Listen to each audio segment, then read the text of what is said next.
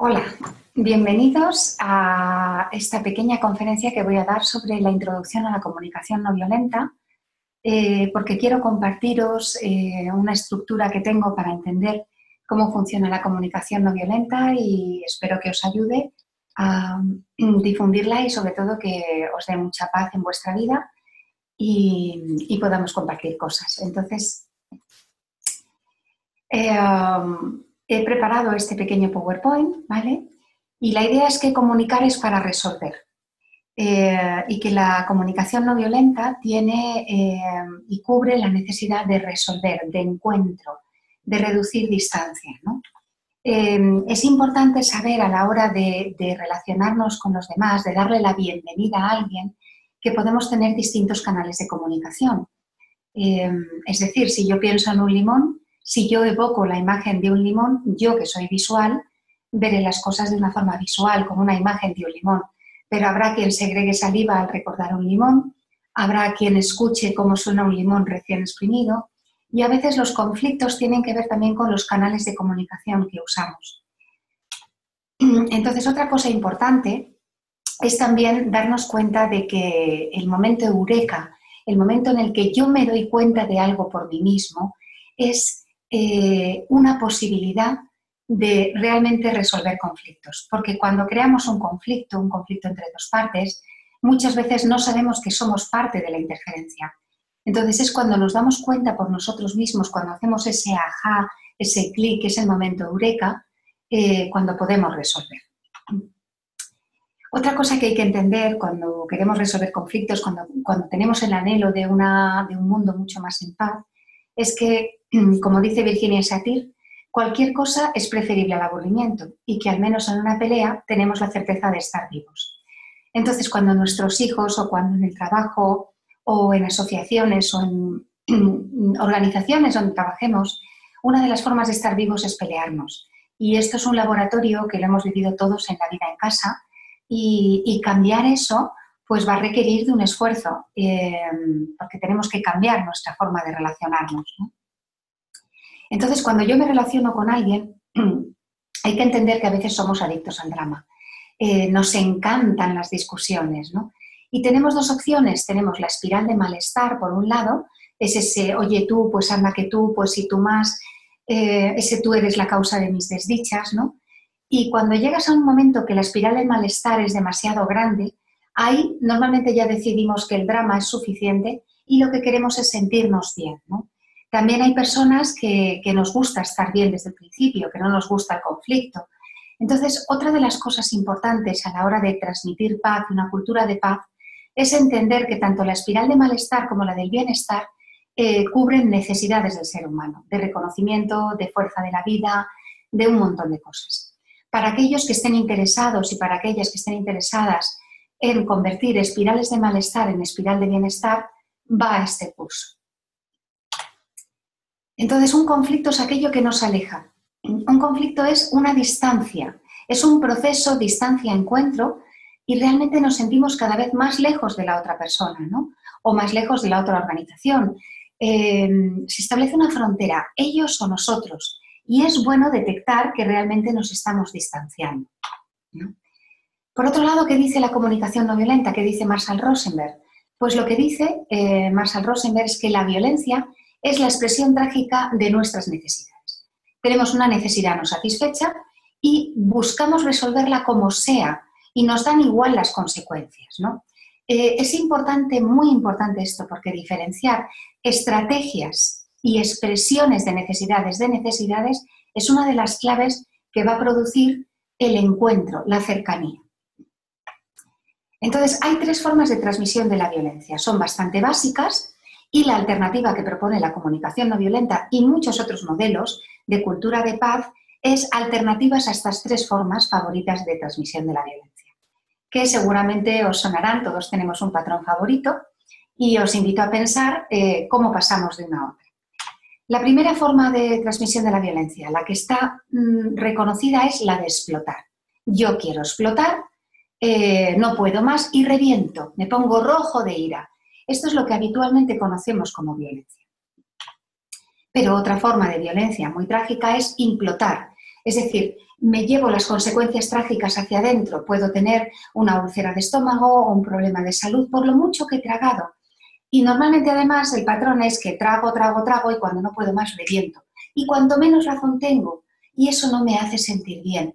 En el fondo no deja de ser transmitir una violencia de un lado a otro y vamos repartiendo, repartiendo porquería y malestar de un lado a otro, ¿no? La tercera forma de transmisión de la violencia es que he tragado mucho, a lo mejor he tenido una escalada con alguien y en un momento dado lo que quiero es darle una patada al primero que pasa por allí, ¿no? Yo creo que mucha de la violencia con animales, la violencia hacia los niños, al vulnerable, al débil, tiene que ver con violencias generadas en derivación a terceros, ¿no?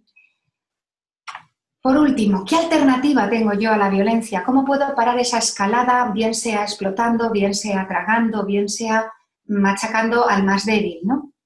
Pues la alternativa es empezar a hablar otro tipo de lenguaje, empezar a tener conciencia de otro nivel de comunicación donde la relación importa, ¿no? Entonces, cuando cogemos conciencia de que el conflicto es un proceso donde vamos de la distancia al encuentro y cómo puedo convertir esa distancia en encuentro, ya tengo una alternativa a la violencia. Y está basado en las trampas antifelicidad. Esto lo tomo de Thomas Dasenburg, que es un autor que me encanta, donde normalizamos la mayoría de la violencia en el lenguaje que acaba luego expresada a través de esas tres formas, ¿no? Las trampas antifelicidad, muy resumidamente, son un lenguaje todo, nada, siempre, nunca. Si todo me pasa a mí, nada, nunca te pasa a ti, estamos poniendo mucha energía en la espiral de malestar, porque el poder de resolución está en el otro, está en la otra persona, ¿no? O el tener que, deber de, es que yo debo de estudiar, es que yo debo de ser buena madre, es que tú tienes que... también nos mete en esa espiral de malestar. ¿Cómo se sale de ahí? Pues fundamentalmente, en vez de tener que o deber de, es irnos a un momento concreto, es decir, ahora me está pasando esto y estoy eligiendo esto. En el poder de la elección es donde se resuelven la mayoría de los conflictos, ¿no? Hay que elegir a veces si quiero tener razón o quiero perderla, ¿no? Si tener razón nos sube la moral, ¿no? Y a veces perderla también nos coloca en una posición de descuento frente al otro, ¿no? Entonces, el renunciar a tener razón, el querer tener una mirada más allá de razones, sino mirando las necesidades, me va a dar muchísimo poder personal a la hora de resolver conflictos y de conseguir paz interna, ¿no? Y por último, la última trampa antifelicidad es la de compararte y sabotearte, ¿no? Es no tengo derecho a estar triste, no tengo de qué quejarme, si me van bien las cosas, uy, con qué chulo eres o qué chula eres que te has creído algo, y si me van mal no tienes derecho a quejarte, ¿no? Todo esto es la espiral de la violencia, esto es la espiral del malestar, ¿no? ¿Qué pasos nos propone la comunicación no violenta para convertirnos en ese pequeño Hulk que todos llevamos dentro? Pues son 4 pasos bastante sencillos que se resumen en vamos a observar qué es lo que pasa, como si fuera una cámara de vídeo, ¿no? Vamos a ver qué sentimos, porque los sentimientos tienen una utilidad. Vamos a ver qué necesitamos y por último vamos a llegar a una estrategia o a una petición de solución. Esto que parece muy sencillo, tened en cuenta que la mayoría de las relaciones o de la forma de solucionar conflictos que tenemos es observamos, ¿vale? Sucede algo, rápidamente pensamos y tomamos una decisión y nos enfocamos en soluciones. ¿Cuál es la trampa aquí? ¿Y por qué a mí me parece que Marshall ha inventado una máquina de transformar emociones que funciona muy bien? Pues que no es tan fácil saber realmente lo que nos pasa. Los sentimientos a veces los tenemos edulcorados o cambiados y desde luego si no conectamos con el sentimiento real, el auténtico, no podemos saber realmente qué necesitamos. Os pongo un ejemplo. Si un niño o una niña está en una llamada de atención constante, parece que necesita atención, se la damos y no funciona. ¿Esto qué pasa? Pues que realmente la necesidad no es de atención. La necesidad, cuando profundizas en el sentimiento que tiene el niño y en el sentimiento que tiene el educador o el adulto, te das cuenta de que es una necesidad de significación, de identidad propia, ¿no? Entonces, la llamada de atención en realidad es una estrategia para conseguir una significación. Y puede ser una estrategia muy trágica, porque en un momento dado puedes acabar desquiciado o realmente cansado de manejar a un niño o una niña en llamada de atención constante, o un adulto. No nos equivoquemos que los seres pequeños son iguales que los grandes. ¿Cuál es el siguiente aspecto importante que me puede dar a mí la práctica de CNV? Pues que entramos en lo que se llama la curva de vulnerabilidad. El conflicto tiene un pico, tiene una subida, ¿verdad? Y asociada a esa subida tenemos una curva de vulnerabilidad y es precisamente en el estado en el que menos recursos tenemos cuando está ocurriendo el pico del conflicto. Entonces, ser consciente de nuestra propia curva de vulnerabilidad de entrada, o sea, inicio, nudo y desenlace, nos va a permitir manejar mucho mejor los conflictos, resolverlos a priori o a posteriori y empezar a hablar el lenguaje de necesidades.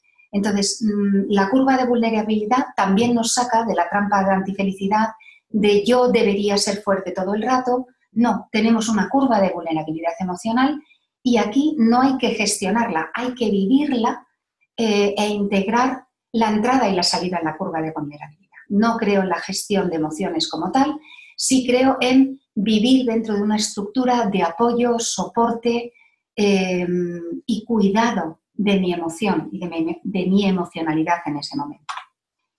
El encuentro tiene dificultades que superar.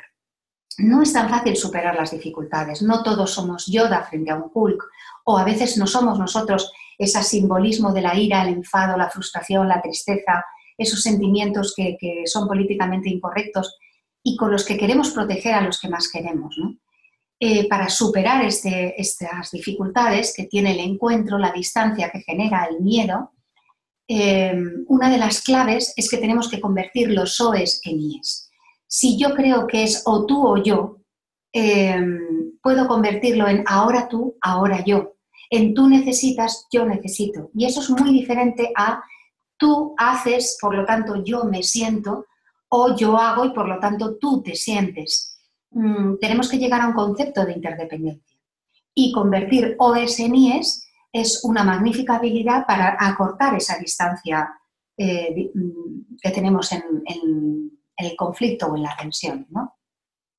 Entonces, otra clave es que tenemos que empezar a usar datos frente a las opiniones. Por favor, usar datos frente a las opiniones es esencial. Diferenciar lo que interpreto de lo que sucede, ¿no? Nos va a dar una calidad y una profundidad en nuestras conversaciones que va a ser una fuente de alegría y de cultura de paz, ¿no? Fijaros si los debates políticos realmente se centraran en datos y no en opiniones. Probablemente se acabaría muchísima de la discusión y mucho de nuestro drama, ¿no? La empatía, el sentir lo que otro siente, ¿no? Esto tampoco es tan sencillo a priori, hay que practicarlo, porque no es fácil ponerte en un zapato que no es tuyo. Si te has probado unos zapatos de jugar a los bolos que usan otras personas, te das cuenta de que te puedes haber puesto el zapato de otro y aún así no sabes qué siente la otra persona.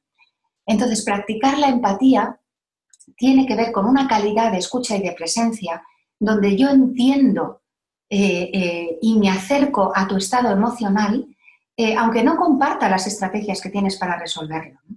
Y es una función de estar cerca de lo que puede estar viviendo la otra persona sin querer llevarla más lejos.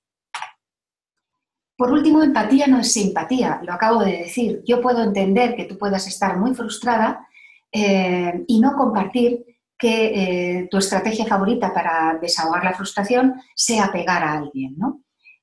No quiere decir complacer ni ceder. La gente confunde no violencia con una complacencia que no tiene absolutamente nada que ver. Nos agarramos a nuestras necesidades. Yo puedo ser empático contigo y no ser simpático contigo. La simpatía es que además me gusta cómo resuelves las cosas. Tengo una cercanía muy profunda en valores. Lo que pasa es que la jerarquía de valores puede distanciarnos y cuando nos enfocamos en necesidades, yo sé que tú necesitas, puedo entender qué es lo que necesitas, se produce esa cercanía, esa conexión con algo universal que tenemos todos los seres humanos, ¿no? Por último, otra de las bases de la comunicación no violenta es el poder con el otro, no el poder sobre el otro. La idea de interdependencia. Somos seres interdependientes y esto ya sí queda para otro pequeño vídeo y espero que lo hayas disfrutado. Las 3 claves que quiero que recuerdes. Que el conflicto sirve para no aburrirnos. Luego, no queremos renunciar al conflicto, ¿eh? Queremos vivir el conflicto en un estado de recursos. ¿Qué podemos hacer ya para ayudar a los conflictos a disminuir la tensión y entrar en espiral de bienestar? Podemos hablar desde nosotros y escuchar desde lo que pensamos que está sintiendo.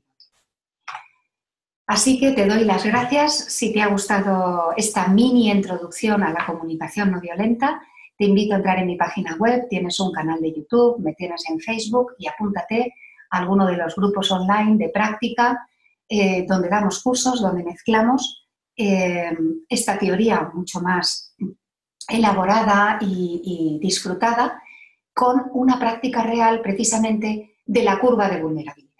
Es decir, si tienes emociones que habitualmente no puedes sacar, yo te animo a venir a practicarlas en un grupo de empatía.